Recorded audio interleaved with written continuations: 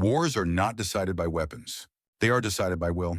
The side that wants it longer wins. Modern conflicts aren't lost on the battlefield.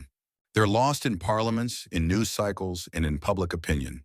If you want real strategic breakdowns, not surface-level takes, subscribe. Let's talk about political will.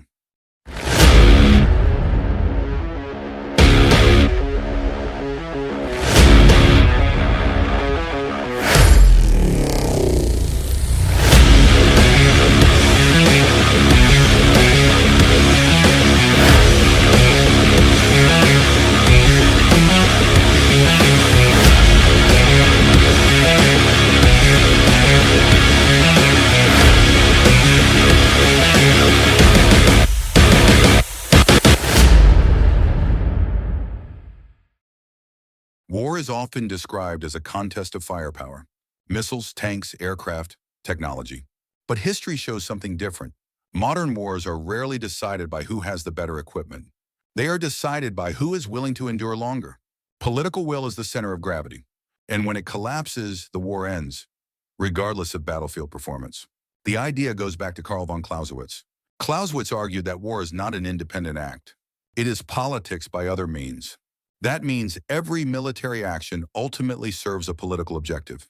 And if the political objective changes, weakens, or becomes too costly, military success becomes irrelevant. You can win battles. You can dominate tactically. You can inflict enormous casualties. But if your population loses the will to continue, you lose the war. Modern conflict amplifies this dynamic. In earlier eras, monarchs could wage war with minimal public input. But today, democratic governments depend on public support. Public support depends on perception. Perception depends on information. And information moves instantly. That changes everything. Let's define political will clearly. Political will is the sustained commitment of a government and its population to pursue strategic objectives despite costs. Costs can mean casualties, economic damage, international criticism, domestic unrest, or time.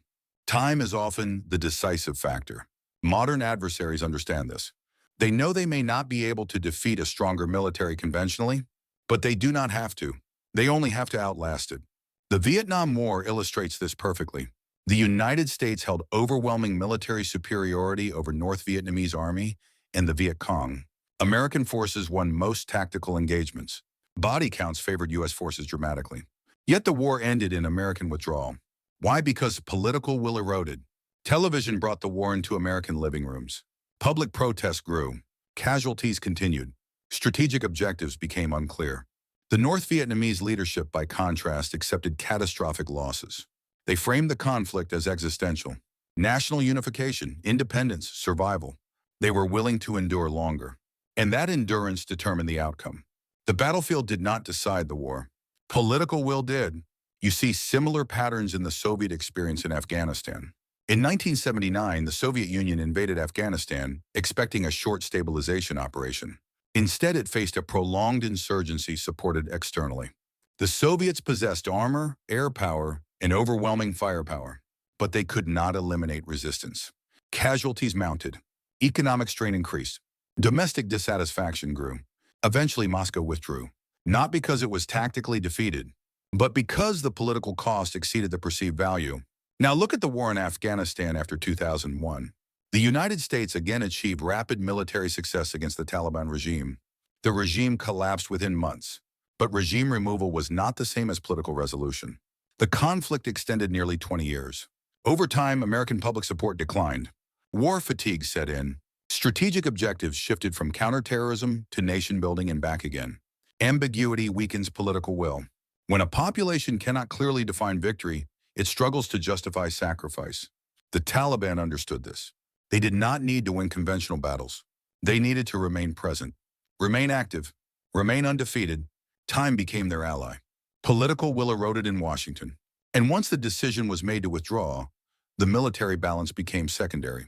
Political decisions determine when wars end. Even strong militaries cannot operate without political authorization. Funding must be approved. Deployments must be sustained. Rules of engagement must be maintained.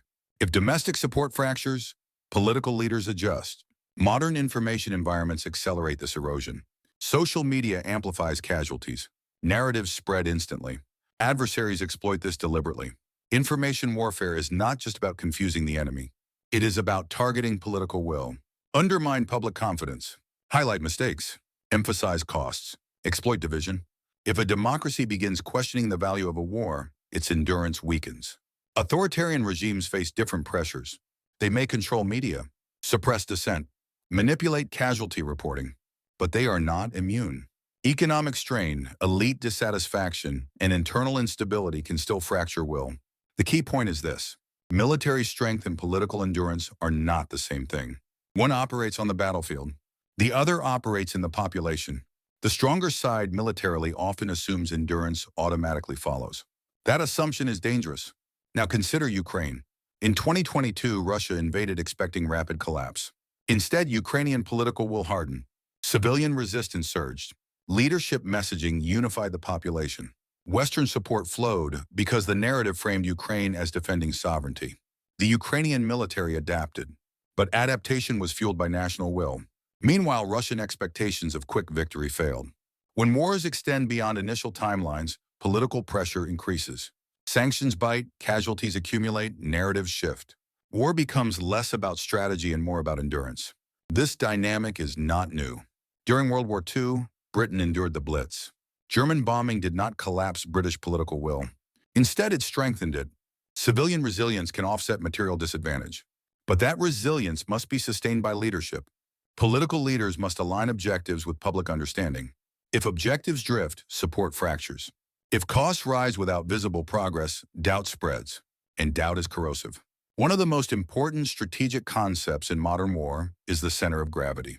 Clausewitz described it as the source of power that provides moral or physical strength. In modern democracies, political will is often that center. Destroying an enemy's army is difficult. Destroying its political cohesion may be easier. That is why insurgencies target civilians. That is why propaganda campaigns focus on morale. That is why hybrid warfare blends military and informational operations. Modern adversaries understand they do not need to win conventionally. They need to win psychologically. And psychological victory translates into political decisions. If you convince the stronger side that the war is not worth the cost, you win. This explains why escalation control matters. Escalation can mobilize public support if framed as defensive, but it can fracture support if framed as reckless. Leaders must manage perception constantly. Perception drives political will. Political will drives endurance. Endurance drives outcomes. The battlefield is only one layer. The domestic front is the other. If the domestic front collapses, the battlefield becomes irrelevant. Political will is not just about morale. It is about clarity. Clarity of objectives, clarity of sacrifice, clarity of what victory looks like. When those become blurred, endurance weakens. Modern wars rarely end because one side runs out of bullets. They end because one side runs out of belief. Belief that the objective is worth the cost. Belief that progress is achievable. Belief that leadership is competent. When belief erodes, support collapses. And when support collapses, strategy changes. Consider the Iraq War after 2003. Initial combat operations removed Saddam Hussein's regime rapidly, but insurgency followed. Improvised explosive devices increased casualties. Images of prolonged urban fighting dominated headlines. Political debate intensified in Washington. Public support declined over time. Even when tactical successes occurred, they were overshadowed by the perception of stagnation. Strategic patience became fragile. The 2007 surge temporarily stabilized security. Violence decreased, but the long-term political objective remained ambiguous. Was the goal democracy, counterterrorism, regional stability? When objectives are not clearly defined and consistently communicated, political will becomes unstable. Ambiguity is corrosive. Now contrast that with wars framed as existential.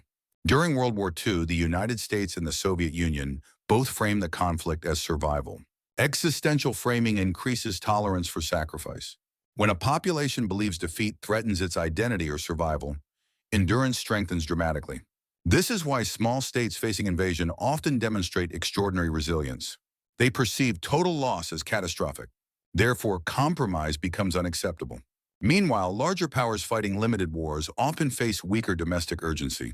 If the war is optional rather than existential, tolerance for cost decreases.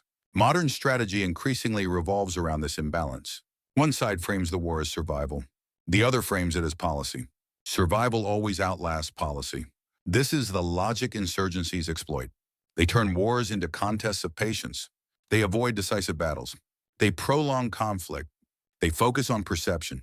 They aim to demonstrate persistence rather than dominance. Every day they remain active becomes symbolic. Symbolism shapes political narratives. Political narratives shape public opinion. Public opinion shapes policy. Policy shapes withdrawal timelines. That is the chain. Technology has amplified this cycle. In the age of smartphones and instant communication, tactical events become strategic events immediately. A single incident can dominate news cycles. A single viral image can alter perception. Perception influences support. Support influences funding and authorization. Adversaries know this. They design operations not just for military effect, but for informational effect. A minor tactical action can be magnified into strategic doubt. This is sometimes called strategic messaging warfare. But at its core, it targets political will. Even economic warfare serves this purpose. Sanctions are designed to pressure populations. Blockades are designed to increase hardship. The goal is not always battlefield destruction. It is internal strain. Internal strain weakens political cohesion. Weak cohesion shortens endurance. Shortened endurance produces strategic concession. This is why time horizons matter so much. Short wars favor militarily superior powers. Long wars favor those with stronger political endurance. Duration changes the balance. That is why leaders often promise short wars. Short timelines sustain initial support. But if timelines fail, credibility suffers. And credibility is critical to political will. Once a population loses confidence in leadership projections, skepticism grows. Skepticism erodes commitment. This dynamic also explains why coalition warfare is complex. Coalitions multiply political variables.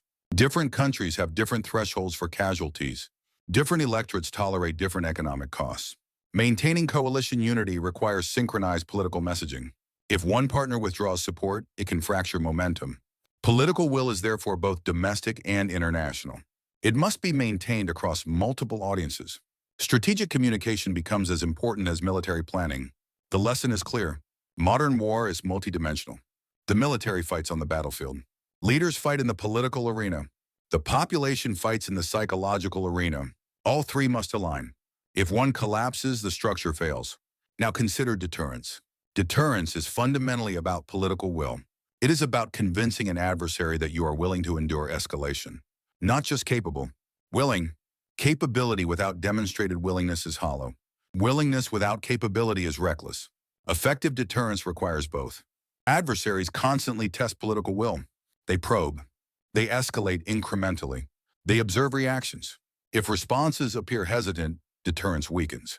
If responses appear unified and consistent, deterrence strengthens. Perception again drives outcomes. Even nuclear deterrence depends on credibility.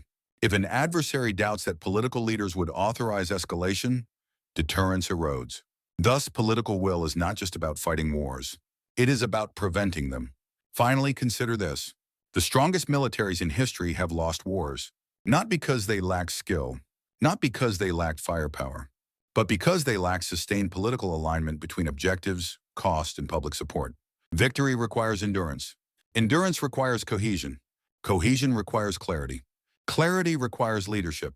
Modern conflict is therefore less about destroying armies and more about sustaining belief. Belief that the objective matters. Belief that sacrifice has meaning. Belief that leadership has a plan. When belief holds, nations endure. When belief fractures, wars end. That is why political will decides modern conflicts. Not tanks, not missiles, not aircraft. Those matter, but they are tools. Political will determines whether those tools are used and for how long. And in modern war, time is often the decisive weapon.